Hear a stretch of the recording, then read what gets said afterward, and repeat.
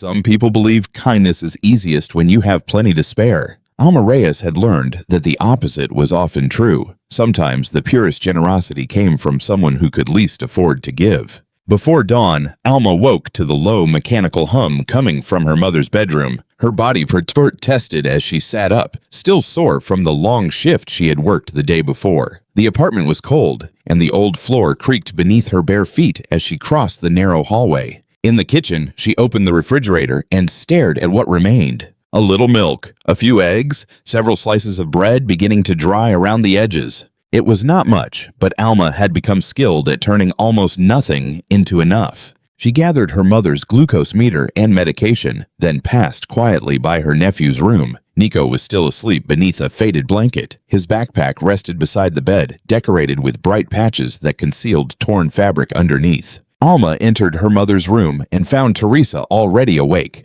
"You should have slept longer," Teresa whispered. "Let me check your blood sugar first." Alma sat beside her and took her hand with practiced care. She watched the meter, holding her breath until the result appeared. "Better," she said, allowing herself a small smile. "The new insulin is helping." Teresa studied her daughter's tired face. "It is also costing too much." "We'll manage. You always say that."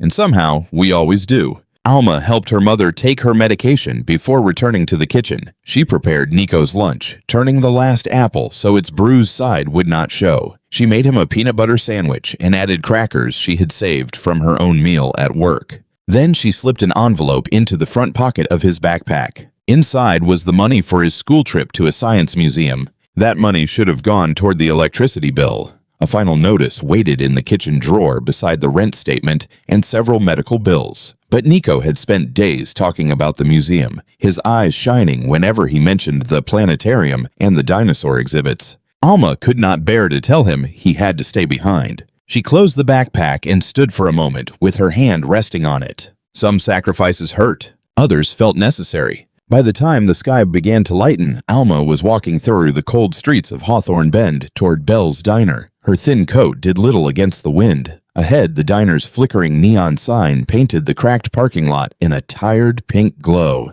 Inside, the familiar smells of coffee, bacon, and hot grease wrapped around her like an old blanket. Dottie Bell stood behind the register, counting bills through reading glasses balanced near the end of her nose. "Morning," Dottie said without looking up. "Coffee's ready. Grant didn't show." Alma tied on her apron. "I'll cover his tables." She had planned to spend her break reading a community college brochure she had hidden in her locker. That would have to wait. The first customers arrived soon afterward. Truck drivers stopped in after overnight routes. Factory workers ordered eggs before heading to the industrial district. Retired neighbors settled into their regular booths and stretched one cup of coffee across an entire morning. Alma moved through the room with effortless rhythm. She remembered who liked crispy bacon, who needed sugar substitutes, and whose coffee cup should never be allowed to run empty. She noticed when a regular's hands shook more than usual and quietly carried his tray for him. When an elderly woman dropped a mug, Alma replaced it before embarrassment could take hold. "No harm done," she said as she cleaned the broken pieces. "Cups are easier to replace than people." At a corner table, a young father studied the menu while his little boy watched plates of pancakes and sausage pass by. The father finally ordered only coffee. Alma saw the anxiety in his eyes and the way the child's coat sleeves ended too far above his wrists. A few minutes later, she brought the coffee with a side of toast. "Kitchen made an extra order," she explained casually. "It will only be thrown away." The father opened his mouth to object, but Alma was already turning toward another table. Before they left, she slipped the boy the apple from her own lunch. His wide, gap-toothed smile made her empty stomach easier to ignore. During quiet moments, Alma sometimes imagined a different life. She saw a small cafe filled with mismatched mugs, warm lights, and the scent of fresh bread. Meals would be affordable. Young people who needed direction could learn kitchen and service skills. Older neighbors could sit as long as they wanted without being rushed. There would be a board near the register where customers could purchase meals for strangers. No one would ever have to hide coins beneath the table. The dream had once felt possible. Then Alma's sister died, leaving Nico in her care. Teresa's health began to fail, and medical bills swallowed every dollar Alma managed to save. The cafe became something she visited only in her imagination. The breakfast rush was beginning to thin when the bell above the entrance sounded. An elderly man stepped inside. His brown coat was faded and frayed around the collar, but it was clean and carefully brushed. His shoes were polished, despite the cracks in the leather. He moved slowly, keeping his back straight, as if pride alone were holding him upright.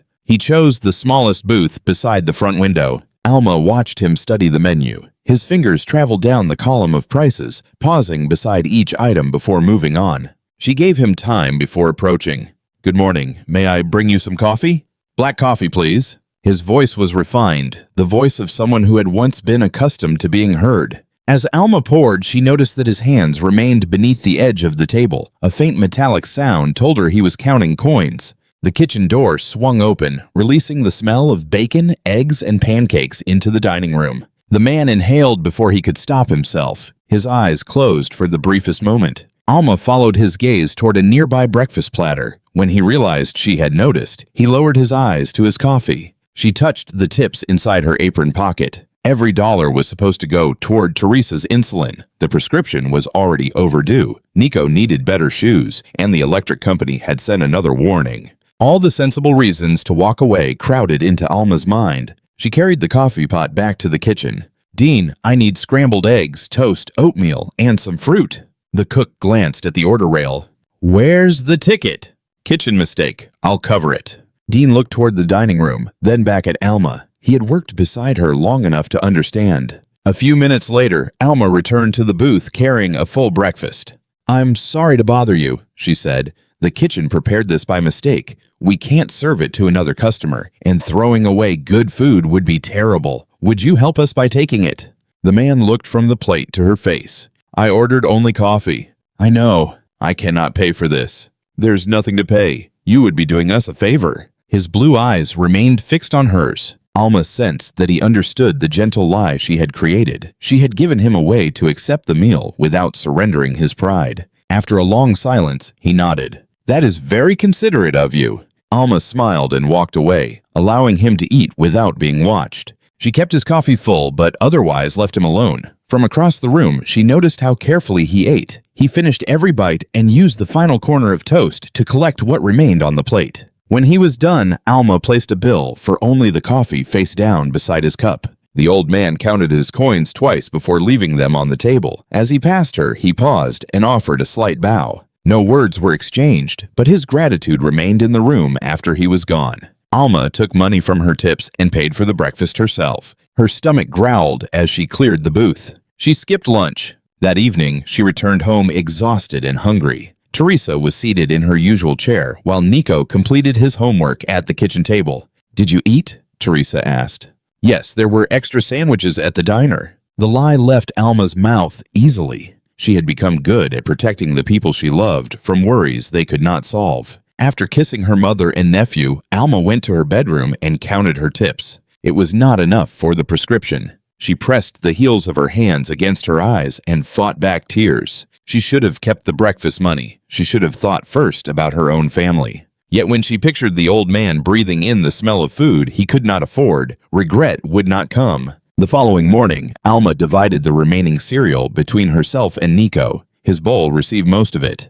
Teresa watched from the table. "Please remember the prescription. I will collect it after work." "Are you certain you have enough?" Alma pulled on her coat. "Don't worry, the diner keeps us well fed." She left before Teresa could question the second lie. At Bell's Diner, the morning followed its familiar pattern until the old man returned. He wore the same carefully maintained coat and chose the same small booth. Alma brought his coffee before he asked. "Good morning," she said. "Good morning." He studied the menu again, although Alma suspected he already knew every price. "Only coffee. That will be enough." His hands disappeared below the table, and the soft sound of coins returned. Alma hesitated only briefly before walking into the kitchen. "Another mistake?" Dean asked. "Apparently we are having a very clumsy week." This time she brought eggs, oatmeal, toast, and a small bowl of fruit. The old man raised one eyebrow. "Another kitchen error? Fruit cannot be served after it has been placed on a table. Those are the rules." The corner of his mouth lifted. "What is your name?" "Alma." He repeated it as though committing it to memory. "How long have you worked here?" "Long enough to know which part of the grill burns pancakes and which booth rocks when someone leans back." "And do you enjoy this work?" The question surprised her. Most customers spoke to Alma only when they needed something. "I enjoy helping people," she said.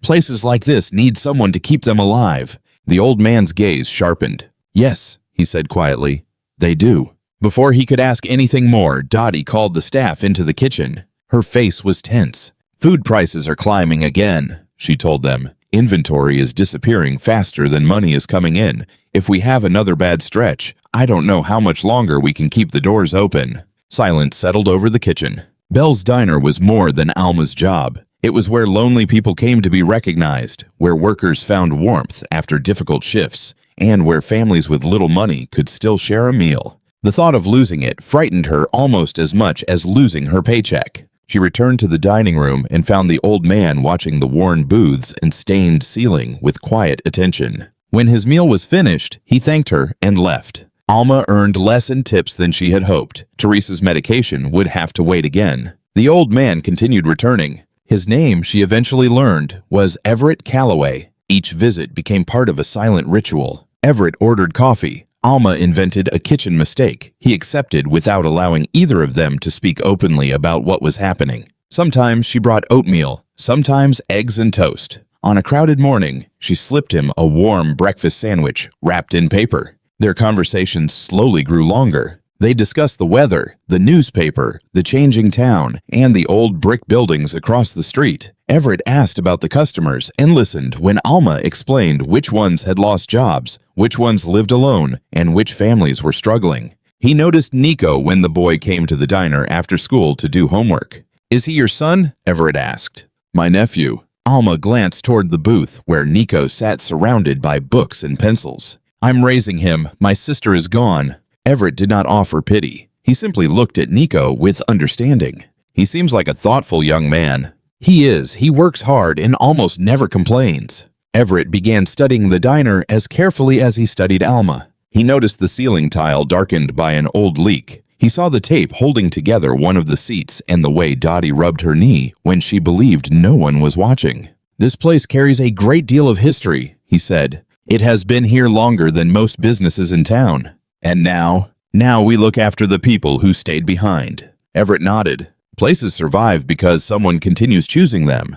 The words settled deeply inside Alma. He seemed to understand that kindness was not a single grand gesture. It was a decision made repeatedly, often when no one noticed and nothing was gained. Everett also saw how Alma treated others. He watched her calm an angry customer without humiliating the young server who had made the mistake. He saw her remember dietary restrictions, comfort a frightened child, and quietly add soup to an elderly widow's order without charging for it. He asked about her dreams. At first, Alma dismissed the question. Later, she told him she had once wanted to attend culinary school. "What stopped you?" "Life needed me elsewhere." Everett accepted the answer without offering an empty promise that everything would somehow become easy. One foggy morning, he stayed longer than usual. After he left, Alma found a folded bill beneath his cup and a handwritten message. "For the pie case, not for me." She held the note for a long time. Everett had understood everything. More importantly, he had found a way to return her kindness without making her feel like an object of charity. She placed the money in the register and imagined fresh pies filling the nearly empty display case. The next morning, Alma prepared Everett's coffee and arranged his usual place at the booth. He did not arrive. She continued glancing toward the door as she served other customers. The morning grew busier, but the booth remained empty. Worry tightened around her chest. During a quiet moment, she wrapped a biscuit and banana in paper. She planned to search nearby streets during her break. Before she could leave, a black sport utility vehicle entered the parking lot. Then another arrived. More followed until a line of polished vehicles stretched across the front of the diner. Conversation stopped. Forks hovered above plates. Men and women in expensive suits stepped out. Several wore earpieces and scanned the area before the group approached the diner. Dottie stared through the window. "Are we being raided?" The bell above the door rang repeatedly as the visitors entered. A silver-haired woman in a charcoal suit stepped forward. Beside her stood a man carrying a leather briefcase. "We are looking for Alma Reyes." Alma's mouth went dry. She became suddenly aware of the coffee stains on her apron and the loose strands of hair around her face. "I'm Alma." The man opened his briefcase. "We are here on behalf of Everett Calloway." Alma's first thought was not about the vehicles or the suits. "Is he all right?" He experienced a medical emergency and was taken to Hawthorne Medical Center. Before he was transported, he gave explicit instructions that we locate the waitress who fed him when she had no reason to do so. Dottie drew a sharp breath. The silver-haired woman continued, "What you may not know is that Mr. Calloway founded Calloway Holdings. He remains the company's majority owner." Alma stared at her. Calloway Holdings controlled factories, real estate, shipping companies, and investment firms across the country. Its name appeared on buildings and charitable foundations. The man who had counted coins beneath a diner table possessed more money than Alma could imagine. He has lived outside public view since withdrawing from daily business, the attorney explained. He has also been evaluating several matters privately, including this diner. The man with the briefcase looked at Alma. "Mr. Calloway knows you paid for his meals from your own earnings. He would like to see you at the hospital." Alma's cheeks burned as every invented kitchen mistake returned to her memory. Everett had known. The biscuit and banana remained inside her apron pocket.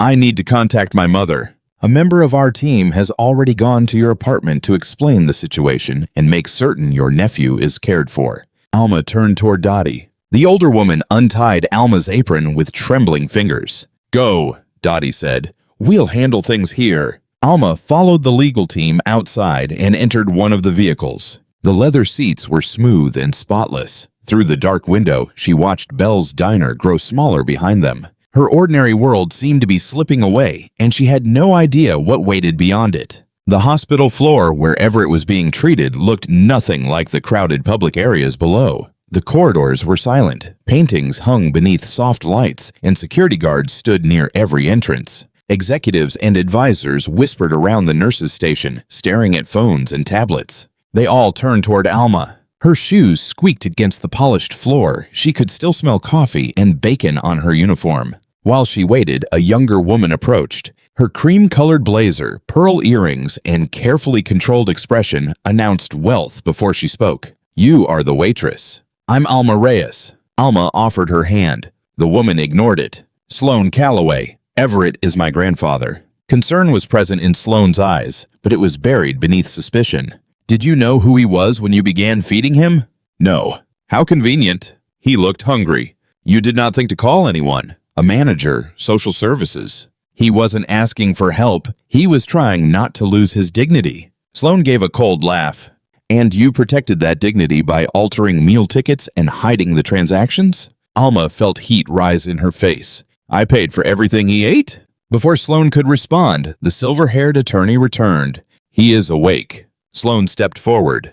"I'll see him first." He asked for Ms. Reyes. The hospital room was bright and quiet. Everett lay against white pillows, appearing smaller than he had in the diner. His eyes found Alma immediately. "Everyone out," he said, "except her." Sloan objected, but Everett lifted one hand. "Please." When they were alone, he motioned for Alma to sit. "I owe you an apology." "You knew," Alma said. "You knew I was paying." "I did. All those stories about kitchen mistakes." They were not especially convincing. Despite herself, Alma nearly smiled. "Why didn't you stop me?" Everett's expression became serious. "Because I needed to know whether your kindness would continue when you believed there was nothing to gain." The words struck her harder than she expected. "You were testing me. I was searching for something I had almost stopped believing existed." He reached toward a cup of water. His hand trembled, and Alma instinctively steadied it. "I have spent much of my life surrounded by people who perform generosity," Everett said. "They give when cameras are present. They donate when it improves their reputation or reduces taxes. Even members of my own family have forgotten that service should protect the person receiving it." He looked directly into Alma's eyes. "You hid what you were doing. You created excuses so I would not feel ashamed. You helped, even though it cost you. Nobody should be humiliated because they are hungry." Everett leaned back. "Tell me something honest. If money and responsibility were not standing in your way, what would you build?" Alma hesitated. No one with the power to make such a dream real had ever asked her that question. "There is an empty storefront on Alder Street," she said. "I used to imagine opening a cafe there. Nothing luxurious, just good food at fair prices." Her voice gained strength as the picture formed in her mind.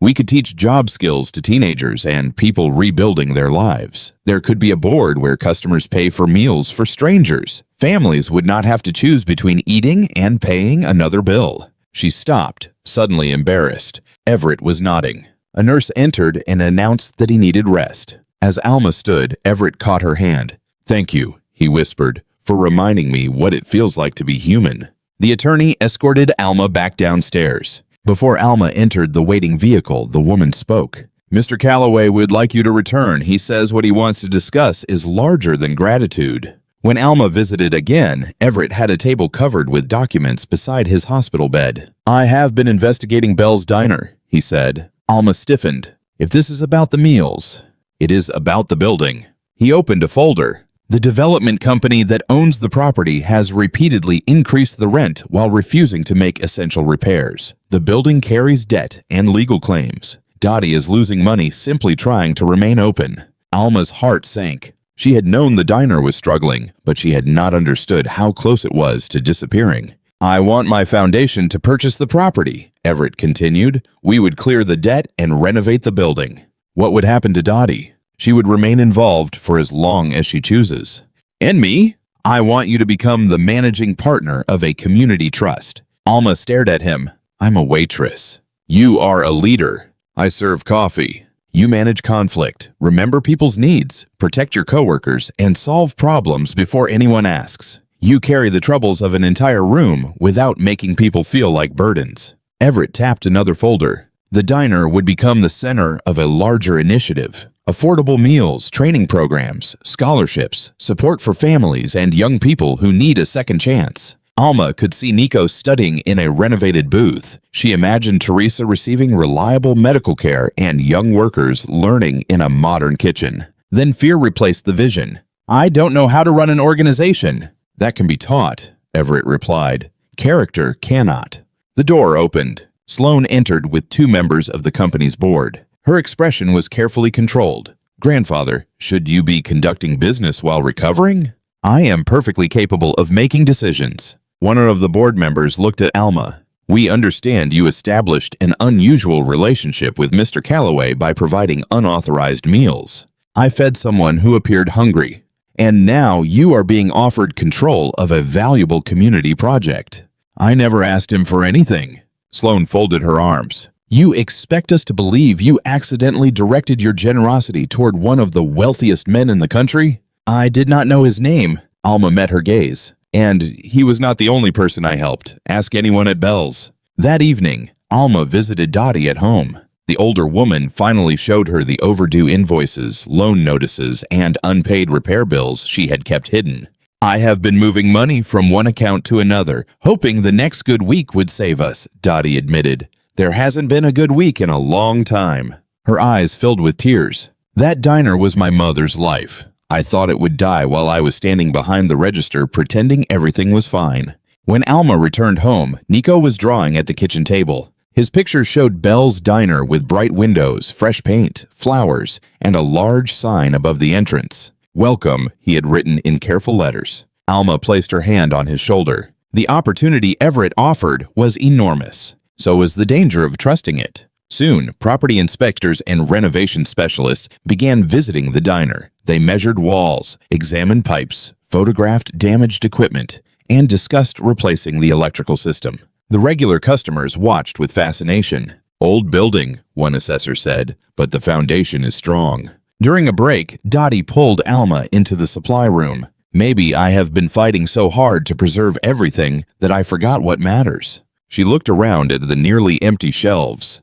"My mother always said the diner was not the walls or the name above the door. It was the welcome people felt inside." "I would never change that," Alma said. "I know. That is why you might be the right person to carry it forward." Hope began spreading through Hawthorne Bend. The mayor mentioned development grants. A bank manager discussed flexible financing. A vocational school proposed a training partnership. Nico's principal called about scholarship possibilities. Alma imagined a future in which constant fear no longer controlled every decision. Teresa remained cautious. Powerful people rarely give without conditions. Everett understands what the diner means. "Perhaps he does," Teresa said, "but Everett is not the only powerful person involved." Her warning soon proved justified. A photograph of Alma entering one of Everett's vehicles appeared online. The caption called her a waitress who had struck gold. Some people congratulated her. Others accused her of hunting for a wealthy benefactor. Sloan began visiting the alley behind Bell's Diner. Alma saw her photographing the overflowing dumpster, damaged kitchen entrance, and supplier invoices visible through the office window. Sloan made no attempt to hide what she was doing. Their eyes met through the glass. The message was clear. She was searching for weaknesses. Despite the growing tension, Everett moved forward with a public announcement. The hospital rehabilitation wing was transformed into a press area. Reporters filled rows of chairs while Alma stood beside Everett's wheelchair wearing a borrowed blazer. Everett described Bell's Diner as the fading heart of Hawthorne Bend. He spoke of the workers who had once filled the booths after factory shifts, the families who had celebrated there, and the quiet acts of generosity that had kept people fed through difficult times. Then he introduced the Callaway Hearth Initiative. Bell's Diner would be restored. The new program would offer affordable meals, job training, educational support, and scholarships. And leading this effort, Everett said, will be Alma Reyes, a woman who understands that true service is not about recognition. It is about dignity, opportunity, and hope. Cameras turned toward her. Alma's hands were cold, but her voice remained steady. We want to create a place where everyone belongs, a place where young people can learn, families can afford a good meal, and no one has to pretend they are not hungry. Afterward, residents brought old photographs of the diner. They shared stories of first dates, birthday breakfasts, late-night coffee, and meals served during hard seasons. Dottie pressed a heavy ring of keys into Alma's hand. Office, storage room, supply closet, and safe, she said. You had better learn what opens what. For several hours, Alma allowed herself to believe the dream was real. She met with planners and discussed apprenticeships, community outreach, menu development, and preserving the diner's history. Yet warning signs appeared around the edges. Everett's health weakened during the announcement. Doctors moved him away when his speech faltered. Sloan smiled for the cameras, but watched Alma with cold calculation. Everett's attorney became tense and distracted. Phone calls pulled her repeatedly from meetings, and her answers about the project grew vague. When Alma returned home, a photograph had been pushed beneath her apartment door. It showed her standing beside Everett's hospital bed. Across the image, someone had written 2 words in red ink: Gold Digger. The following morning, Alma arrived at Bell's Diner and found inspectors placing a bright closure notice on the door. Dottie stood on the sidewalk, arguing with them. You approved these conditions before, she said. Nothing has suddenly changed. The inspector listed refrigeration problems, damaged flooring, expired permits, storage violations, and concerns about unauthorized food distribution. Alma's phone vibrated. A news article displayed her photograph beneath a headline accusing a local waitress of theft and fraud. The article described altered meal tickets and food that had been served without authorization. Dottie turned toward her. Is it true? Did you give away meals without recording them? Alma tried to answer, but there was no way to explain mercy in the language of inventory reports. I paid for them, but you hid them. I was trying to protect people. And now every employee may lose a job. The truth of Dottie's words cut deeply. The freezer that sometimes ran warm, the cracked tile hidden beneath a mat, and the leaking ceiling they had managed with buckets were suddenly treated as evidence of deliberate neglect. Then Everett's attorney called. Several board members and Sloan had filed a legal challenge questioning Everett's mental competency. The community trust and every connected project were frozen. They had also requested that Alma be prevented from contacting him. He is alone in that hospital, Alma protested. I'm sorry, security has been notified. Please do not attempt to visit. Customers gathered outside the closed diner. Some defended Alma. Others whispered that the opportunity had always seemed too good to be true. People who had smiled at her the day before now avoided her eyes. Dottie sat heavily in a chair beside the entrance. I understand why you fed him, she said. Feeding hungry people is part of what this diner has always been. But hiding the transactions put the licenses and everyone's livelihood at risk. She struggled to say the next words. I cannot keep you employed. Alma nodded. She entered the silent diner and emptied her locker. She collected a spare apron, family photographs, and Nico's drawings. When she reached home, Teresa immediately saw what had happened. I lost my job, Alma said. And the initiative? Frozen. Alma looked toward the nearly empty medicine bottles. I cannot refill your prescription yet. We will manage, Teresa replied. but fear trembled beneath her voice. Later, Alma heard children speaking in the hallway. "Your aunt stole from the diner," one child told Nico. "She didn't," Nico answered. "She helps people. My mother says she tricked the rich man." "She did not." The apartment door slammed, and Nico ran to his bedroom. Alma remained alone at the kitchen table long after everyone was asleep. The unpaid bills lay beside the photograph marked with the cruel accusation. She had done something that once seemed unquestionably right. Now her job was gone, her family was suffering, and the entire town questioned her character. She wondered how kindness could create so much destruction. The cupboards were nearly empty when a lawyer representing the Calloway family called. He invited Alma to a private meeting downtown. In a polished office, he placed a settlement agreement in front of her. The family would provide enough money to cover Teresa's medicine, the utility bills, and the family's immediate needs. In return, Alma had to admit that she had shown poor judgment, withdraw from every community project, and agree never to discuss Everett or their conversations. "It is a generous resolution," the lawyer said. "It allows everyone to move forward." Alma read the statement repeatedly. Some of it was true. She had broken diner rules. Her choices had created consequences for people she cared about. The money would bring safety to Teresa and Nico. At home, Teresa saw the conflict in her face. "Sometimes pride must yield to survival," she said gently. "There is no shame in making certain your family has food and medicine." Alma held the pen above the signature line. She could not make herself sign. "I need to walk." Cold wind followed her toward Bell's Diner. The building stood dark and lifeless. Several regular customers gathered outside, looking through the windows as though mourning someone they had loved. Inside, Dottie sat surrounded by receipts and financial statements. Alma knocked. Dottie unlocked the door. "I thought you might come." The diner felt wrong without voices, sizzling food, and clinking dishes. Dottie returned to the booth and gestured for Alma to sit. "I am still angry," she said, "but I have spent the day studying these books." She pushed several papers across the table. The diner was failing long before Everett arrived. "I cut corners. I ignored repairs. I pretended not to see when you used your own money to feed customers because it allowed me to believe the diner still had a conscience."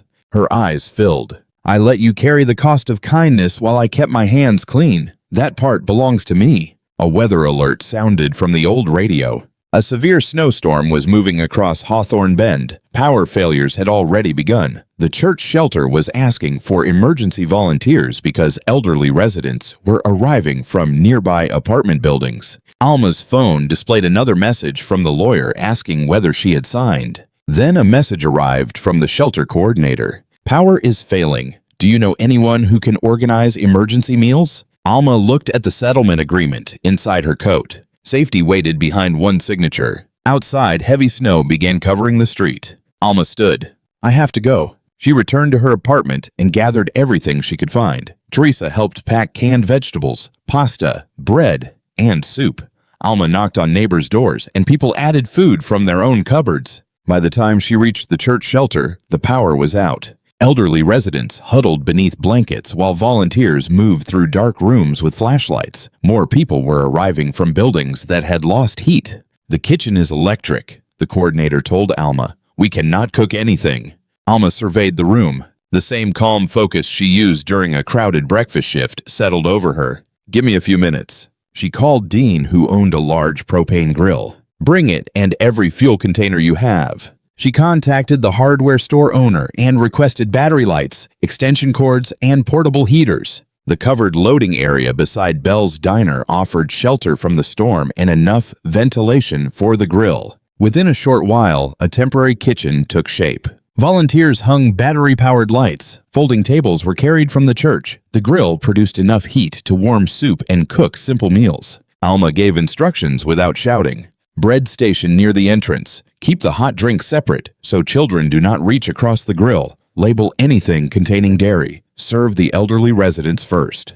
A police officer arrived with coffee containers from the station. A grocery manager brought bread and pastries. Teenagers appeared with camping stoves. Neighbors carried pots, blankets, cups, and canned food through the snow. Alma transformed scattered donations into an organized meal service. Then she heard keys jingling behind her. Dottie stood at the side door of the diner. "The freezer still works," she said. "It would be a shame to let everything spoil." She returned with a cart loaded with vegetables, meat, prepared side dishes, and other food that could be safely used. Without discussing their argument, Alma and Dottie fell into the familiar rhythm of working together. Dottie managed the grill. Alma organized the volunteers and serving tables. When an elderly man apologized for asking for a second bowl, Alma filled it completely. "There is plenty," she told him. "Please eat." People who had judged her days earlier now watched her work. A regular who had refused to sit in her section accepted soup with lowered eyes. A woman who had shared cruel posts online quietly joined the serving line. The reporter who had repeated the theft allegations helped distribute blankets without taking photographs. Dottie approached Alma during a calmer moment. "You do not have to keep helping this town after what it did to you." Alma wiped steam from her forehead. "Yes," she said, "I do." After the shelter regained heat and most residents had been fed, a young woman in a soaked wool coat approached Alma. "Ms. Reyes?" The woman glanced around nervously. "My name is Lila Hart. I work as a paralegal for one of the firms handling Mr. Calloway's private affairs." She reached into her bag and removed a sealed envelope. Everett's handwriting appeared across the front. Inside the dark diner kitchen, a lantern cast shadows over the silent equipment. Dottie stood beside Alma as Lila explained. "What has been done to you is wrong. Mr. Calloway trusted me to deliver this if anyone tried to isolate him or stop the project." "Will you lose your job?" "Probably." "Then why bring it?" "Because the truth should matter more than my comfort." Alma broke the seal. The letter began with Everett explaining that he had always known she paid for his food. He had watched her count her tips, alter the tickets, and skip her own meals. Then the letter revealed something neither Alma nor Dottie expected. Long ago, Everett had been a frightened boy whose father had died. His mother worked constantly, but could barely keep a roof over them. Before school, she sometimes brought him to Bell's Diner and ordered only coffee. Dottie's mother, May Bell, had noticed. May began carrying eggs and toast to their table, claiming the kitchen had prepared too much food. She never exposed Everett's mother's poverty or allowed the boy to feel like a charity case. She protected their dignity while making certain Everett did not go to school hungry. Dottie covered her mouth. "That sounds like my mother." Alma continued reading. Everett wrote that those meals had changed the direction of his life. His mother eventually found more stable work. Everett earned an education and built the business empire that now carried his name. The foundation of everything he had accomplished rested partly on the quiet mercy of a diner owner who chose compassion over profit. Everett had returned to Bell's Diner because he wanted to know whether May Bell's spirit still lived there. Alma had answered that question. She had fed a stranger using the same gentle fiction May had once used to feed him. Lila placed a thick file beside the letter. Mr. Calloway documented everything, his health decisions, the meals, his conversations with you, and the reasons behind the trust. There are dates, witnesses, medical evaluations, and written instructions. "Why did he not tell me his connection to the diner?" Alma asked. "He wanted to know what you would do without knowing he was important." The final pages of Everett's letter warned Alma that his family might offer her money to disappear. He did not command her to reject it. He asked only that she make the choice freely and refused to let anyone convince her that compassion had been a crime. Alma touched the unsigned settlement papers in her pocket. Outside, the storm was beginning to weaken.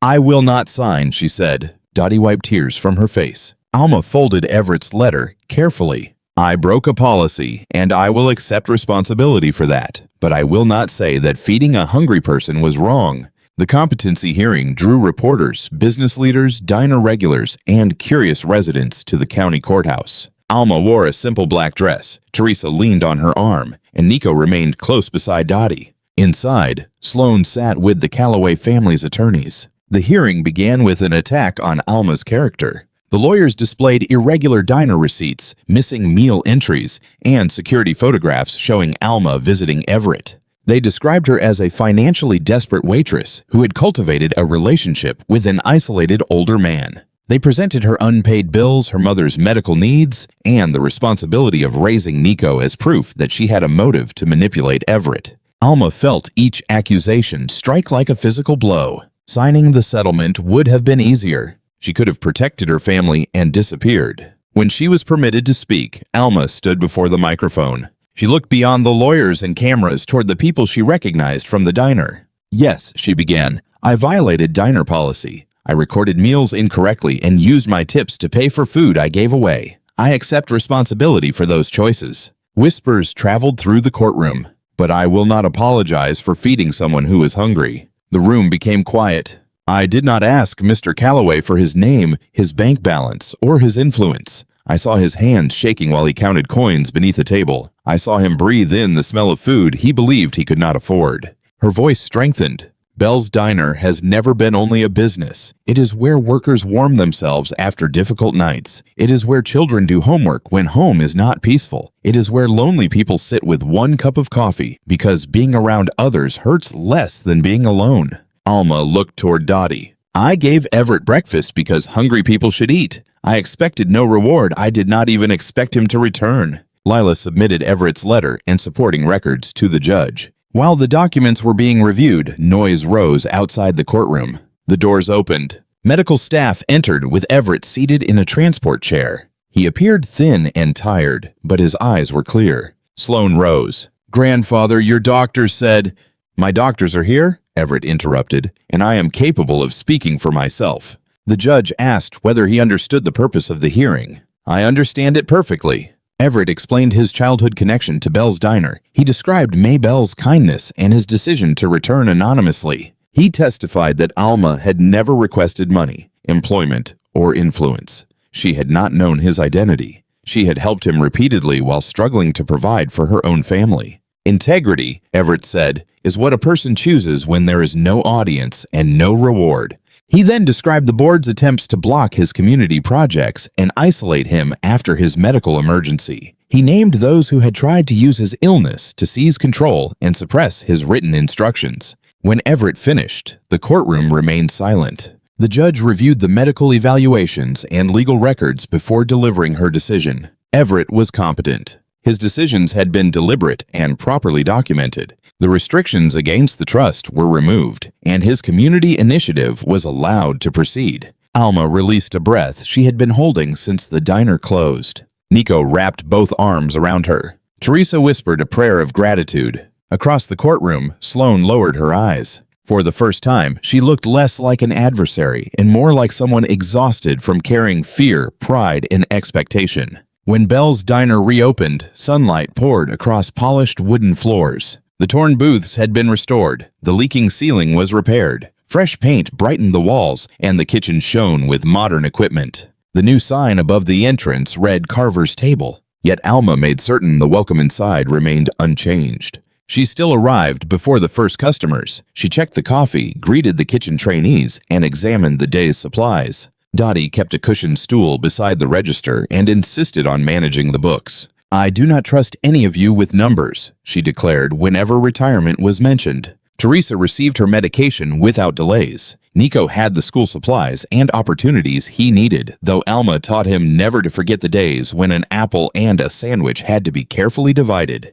The training kitchen offered work to single parents, teenagers, and people rebuilding their lives after mistakes. A scholarship program helped local students continue their education. Near the register hung a plaque engraved with 4 words, "Meals given in quiet." Below it were photographs of May Bell, Everett as a child with his mother, Everett during his anonymous visits, and Alma discreetly serving a free meal to a young customer. Sloan began visiting the diner. At first, she arrived in formal business clothes and spoke only about legal documents. Gradually, her manner changed. One morning, she carried a stack of scholarship applications to Alma's booth. "We have many candidates," Sloan said. "I would value your opinion." Alma poured 2 cups of coffee. They reviewed the applications together. Many came from students raising younger siblings, working long hours, or choosing between groceries and school materials. "You understand these lives better than I do," Sloan admitted. "I want to help without assuming I know what they need."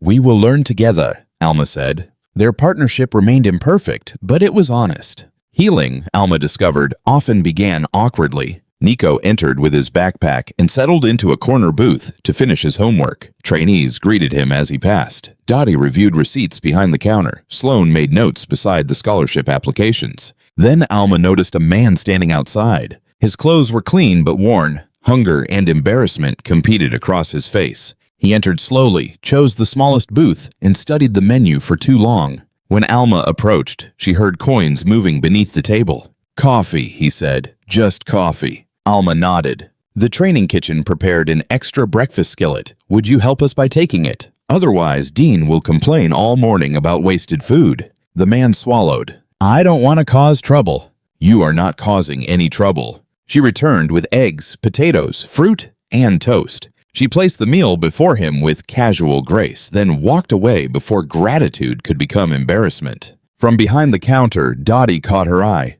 They smiled at each other. The diner hummed around them. Students learned new skills. Neighbors shared tables. Nico bent over his books. Sloan reviewed scholarship applications. A hungry stranger slowly relaxed as he ate. Alma finally understood that the miracle was not simply that Everett had noticed her kindness. The true miracle was that one quiet meal had connected generations. Maybelle had fed a frightened boy. That boy had grown into a man capable of saving the diner. Alma had repeated May's kindness without knowing the history behind it. Now the renewed diner could offer dignity, opportunity, and second chances to countless others. Kindness does not become smaller when it is given away. It travels through people, often unseen, until one compassionate choice becomes a legacy. Never underestimate the good you can create by noticing someone the rest of the world has chosen to ignore. If this story touched your heart, subscribe to the channel and join us for more stories about courage, justice, second chances, and the quiet strength that can change a life.